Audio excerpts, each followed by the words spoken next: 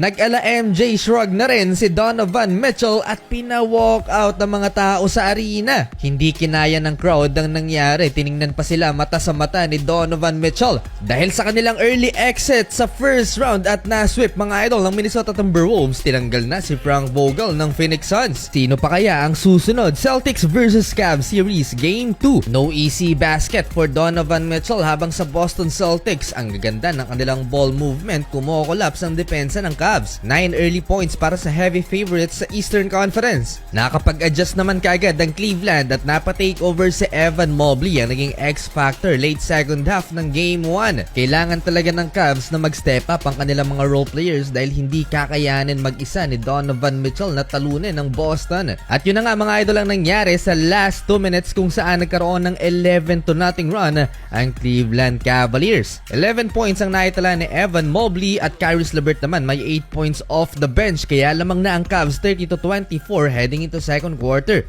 Second quarter dahil nagpahinga si Evan Mobley, nag-run ng Boston Celtics at naitabla ang laban sa 30. Nag-small ball lineup ang Cleveland Cavaliers, hindi makatulong gaano sa depensa si Marcus Morris Sr. Sa opensa ng Boston Celtics, Al Horford 3 out of 4 beyond the arc. 11 points na so far para sa big man ng home team. Under 8-minute mark, balik sa Boston Celtics ang kalamangan. Close game, Derrick White catalyst pa rin both offense and defense. Nilockdown lang naman niya si Caris LeVert na nagresulta sa pagkaka-turnover ng Cavs. Nang nagsabay ulit sa court si Evan Mobley at Donovan Mitchell, 11-3 run for Cleveland Cavaliers kaya naitabla sa 54 ang talaan. Biglang trending off the bench mga idol si George Niang dahil pinagbabash siya ng mga NBA fans. Bakit daw nakakakuha pa ng minuto ang player na to? Hindi naman gaanong nakakatulong at nagiging pabigat pa sa koponan. Wala na sa kanyang dating shape itong si George Niang at naging small ball center na lang din dito sa Cavs. Hindi kagaya nun sa Jazz na decent 3-pointer at maaasahan sa wing ni Coach Quinn Snyder.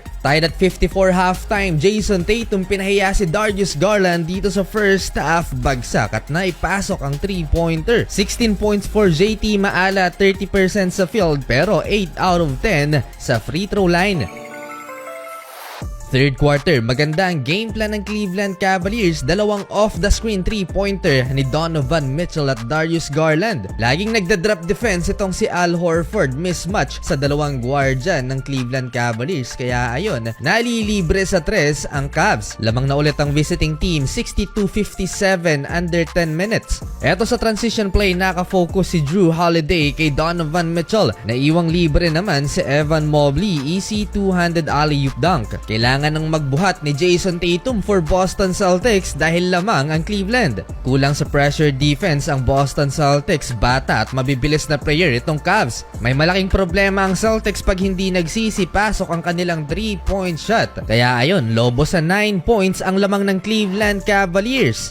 Halfway though na fall trouble sa Evan Mobley, inupo muna pero andyan pa rin naman si Tristan Thompson. Ang veteran big man ng Cavs, napanatili nila ang kanilang momentum mga idol dito sa second half. Balanse ang scoring ng Cavs, tinamaan yata ng malas itong si Derrick White na fall trouble din at maalat sa 3-point area, 1 of 7 lamang beyond the arc. Malungkot ang crowd dahil 14 points na ang hinahabol ng Boston Celtics. Kailangan talaga nila si Kristaps Porzingis para maprotektahan ng paint. Dahil wala si Evan Mobley, si Donovan Mitchell na ang nagtapos ng third quarter for Cleveland Cavaliers. Nang sayawan niya si Jason Tatum at naipasok ang highly contested 3-point shot, sabay tingin sa crowd ng Boston Celtics. 90-78, 12-point lead by Cleveland. Start of fourth and final quarter, Donovan Mitchell gusto na ring maging Michael Jordan. After ng 3-point bank shot na to, nag-MJ shrug itong si Donovan Mitchell. Fast-paced lang pala ang katapat nitong Boston Celtics. 16 points na ang lamang ng Cavs. 29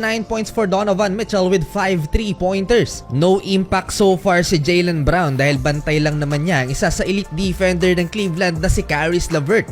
Halfway ng final quarter, nag-apply ng high ball pressure itong Boston Celtics pero masyado ng late dahil napalaki ng lamang ng Cleveland. Lahat ng nasa court for Cavs ay threat beyond the arc kaya naman mapapalaban talaga ang depensa ng Boston.